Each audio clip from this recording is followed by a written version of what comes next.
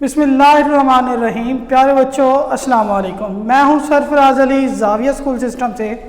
Computer class 10th lecture number 1 chapter number 1।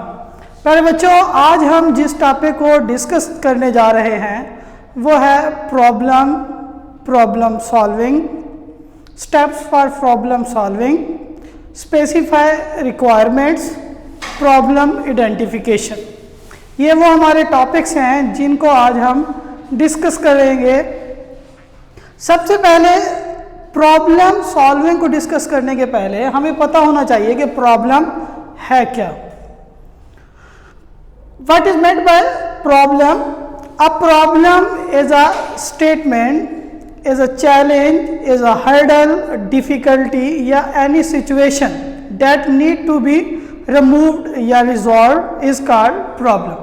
एक ऐसी सूरत हाल जिसका ख़त्म होना या फिर उसका ठीक होना ज़रूरी हो, उस हालत को या उस अमल को हम प्रॉब्लम का नाम देते हैं या फिर मसाइल का नाम देते हैं। रूटीन लाइफ में आपको डेली कई सूरत हाल से जो है वो क्या है दो चार होना पड़ता है। ऐसे मसाइल, कुछ प्रॉब्लम कुछ कंप्यूटर्स की टर्म्स में भी आती हैं, इनको हम सॉफ्टवेयर से रिलेटेड कहते हैं। Problem solving. दूसरा हमारा जो आज का क्वेश्चन है वो what is meant by problem solving. Problem solving क्या होती है? बेसिकली प्यारे बच्चों, वो अमल जिसके अंदर हम मुख्तलिफ किस्म की प्रॉब्लम्स को सॉल्व करें, उस अमल को हम नाम देते हैं प्रॉब्लम सॉल्विंग मेथड का। A process that are used to solve different types of problem is called problem solving. अब यहाँ हम कंप्यूटर से रिलेटेड पढ़ रहे हैं, तो जितनी भी प्रॉब्लम्स होंगी वो तमाम की तमाम कंप्यूटर से रिलेटेड होंगी या फिर वो सॉफ्टवेयर से रिलेटेड होंगी। वो स्टेप्स जिनकी मदद से किसी भी प्रॉब्लम को सॉल्व किया जाता है कंप्यूटर के अंदर, वो है हमारे पास ये 9 steps. There are 9 steps to solve a problem. Problem को सॉल्व करने के लिए जो स्टेप्स इस्तेमाल किए जाते हैं उनमें सबसे पहला स्टेप है problem identification. Problem identification specify requirements, analyse the problem, design algorithm,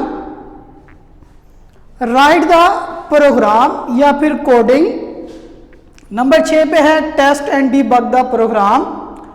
number 7 पे है इम्प्लीमेंट द प्रोग्राम और नंबर 8 पे है maintain and update the program और लास्ट में हमारे पास डॉक्यूमेंट द प्रोग्राम। इन तमाम को ब्रीफली एक्सप्लेन करने से पहले मैं आपको इन तमाम का थोड़ा सा इंट्रोडक्शन देता हूँ। किसी भी प्रॉब्लम को सॉल्व करने से पहले हमें उस प्रॉब्लम का पता होना चाहिए कि प्रॉब्लम है क्या। ये टर्म कहाँ यूटिलाइज होगी? प्रॉब्लम आइडेंटिफिकेशन के अंदर। उसके बाद है स्पेसिफाई रिक्वायरमेंट्स। किसी भी प्रॉब्लम को सॉल्व करने के लिए जो यूज़र की रिक्वायरमेंट्स होती हैं वो इस स्पेसिफाई रिक्वायरमेंट्स पोर्शन के अंदर गैदर की जाती है। Analyse the problem. जब ऊपर वाले 2 स्टेप्स मुकम्मल हो जाएं, तीसरा पोर्शन होता है एनालाइज द प्रॉब्लम को एनालाइज करना, उसका तज्जिया करना।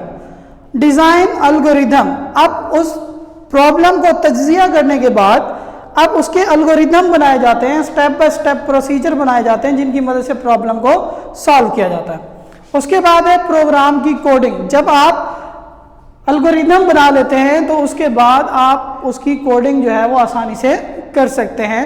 टेस्ट। जब कोडिंग बन जाए उसके बाद उस प्रोग्राम की टेस्टिंग की जाती है कि क्या प्रोग्राम प्रॉपर वर्किंग में है या नहीं। अगर उसके अंदर कोई एरर्स हैं तो उन एरर्स को चेक किया जाता है डीबगिंग की मेथड की मदद से।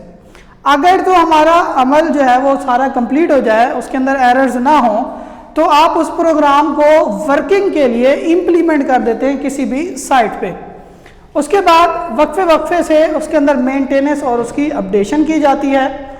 उसके बाद डॉक्यूमेंटेशन। डॉक्यूमेंटेशन वो किताबचा होता है जो किसी भी इलेक्ट्रॉनिक प्रोडक्ट के साथ मार्केट के अंदर आपको जब भी कोई चीज़ परचेज़ करें उसके साथ दिया जाता है। इवन कि आप मोटरसाइकिल ख़रीदें उसके अंदर भी एक मोटरसाइकिल के साथ एक किताबचा दिया जाता है जो बताता है कि आपने कौन सी चीज़ किस तरह से आपने इस्तेमाल करनी। इवन के मोबाइल्स के अंदर भी ये सारी चीज़ें अवेलेबल होती है। उसके बाद है प्रॉब्लम आइडेंटिफिकेशन। ये वो स्टेज है जहां प्रॉब्लम को सॉल्व करने से पहले ये ऑब्जर्व किया जाता है कि जो इस प्रॉब्लम के अंदर मेजर कंसर्न है या मेजर पॉइंट्स हैं, उन तमाम को केयरफुली ऑब्जर्व किया जाता है और उसके बाद उसे फिल्टर आउट किया जाता है और उसकी एक स्टेप या एक लिस्ट बना ली जाती है ताकि पता चल सके कि इसके अंदर मेन चीज़ें हैं क्या। उसके बाद रिक्वायरमेंट्स। बाज़ औक़ात यूज़र जो हैं अपनी प्रोडक्ट्स बनवाने के दौरान ये सही से नहीं बताते कि उनकी रिक्वायरमेंट्स है क्या। तो ये जो पॉइंट है स्पेसिफाई रिक्वायरमेंट्स, ये स्टेज जो है डिमांड करता है कि जब भी कोई यूज़र, जब भी कोई कस्टमर आपके पास कोई प्रोडक्ट बनवाने आता है तो आप उसकी जो रिक्वायरमेंट्स हैं उसे जो है वो क्लियर जो है वो लिख लें ताकि सॉल्यूशन बनाते हुए उसको आसानी से उसका जो एग्जैक्ट सॉल्यूशन है वो हमें मिल सके। फर्दर इन तमाम पॉइंट्स को हम डिटेल में देखेंगे। तब तक के लिए अल्लाह हाफ़िज़।